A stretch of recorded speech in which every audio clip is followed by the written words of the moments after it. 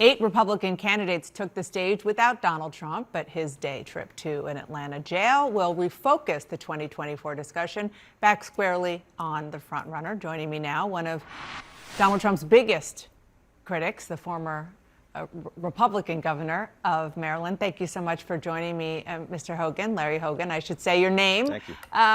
Let's start with the notable moment that I know that you were looking at. A lot of people took notice of, and it's when the moderators asked the candidates to raise their hands and ask if they would still support Donald Trump as a nominee if he is in fact convicted in any of these criminal cases. Let's look at what happened. You all signed a pledge to support the eventual Republican nominee. If former President Trump is convicted in a court of law, would you still support him as your party's choice? Please raise your hand if you would.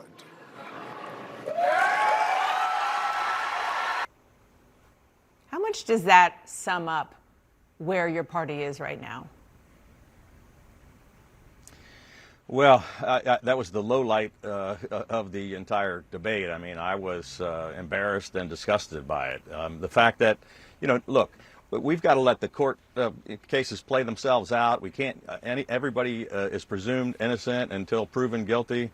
But no man is above the law, not even the president of the United States. And for 6 people to raise their hand and say, "I would put a convicted felon in the White House," it's just beyond comprehension. I mean, in most states, convicted felons don't even have the right to vote. They're not registered voters, but we would put them in the White House. I mean, I was amazed that only Chris Christie and Asa Hutchinson stood up and said, they would follow the Constitution and the rule of law.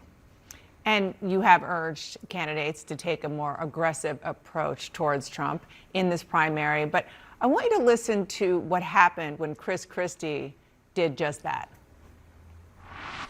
The conduct is beneath the office of President of the United States.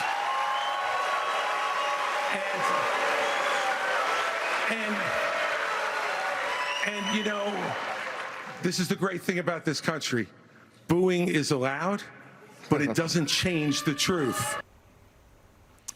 That was a moment, if you had decided to run yourself, you probably, I could see you doing what Governor Christie did right there with regard to what he was saying about Trump, and you would have gotten the same response from the Republicans who were in the audience. And that begs the question, one of them that I've asked you many times, which is there still room for that kind of talk, that kind of, in the words of Chris Christie, truth in the Republican Party right now? Well, that's a question that I guess we're going to find the answer. We're going to find out the answer about.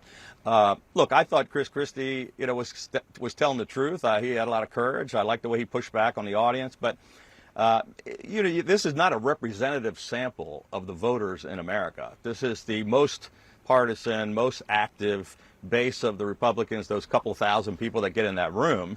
And I'm not sure all the people watching television, had the same, exact opinion. And that's the problem here, is that Donald Trump's very, very popular with the base and very, very unpopular with, almost 70% of the people in America. They're the ones who tend to go out and vote in the primaries and in the caucuses and elect the nominee for your party, just like the other party.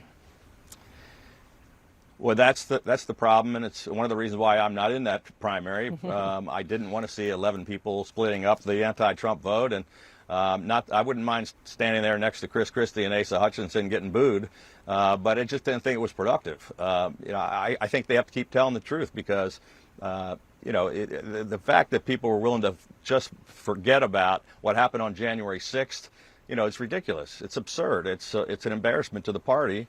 And they've got to stand up and have a little more courage. I mean, Donald Trump last night said January 6th was a beautiful day. It wasn't a beautiful day. It was one of the darkest days in American history. I was sending in the Maryland National Guard and the Maryland State Police to protect the leaders of Congress while they're chanting to hang the vice president. It's just it's not even, we're not in reality anymore. I don't understand. You have been flirting with the notion of participating in a third-party run The group is No Labels. You are involved with No Labels. After you saw what you saw last night, where you look at the larger picture of where the race is right now, are you any closer to saying, you know what, that's something I want to do? It's really not something I'm focused on. I mean, I believe that the group is out there representing a lot of folks who would like to see more common sense. They're sort of fed up and disgusted with politics and politicians and both parties, and they think Washington is broken. And so it's still a long way off. I'm not convinced yet that we can't, that the primary is a long way off. This was the opening start of the race last night, and there's still a lot for us to deal with. I'm still hopeful that we can find a Republican that can step up and win this nomination that's not Donald Trump, because I think he is our weakest possible candidate in the general election, in spite of the fact that he's 40 points ahead among Republican-based primary voters. Former Maryland Governor Larry Hogan, thank you so much for joining me. I really appreciate it. And up next,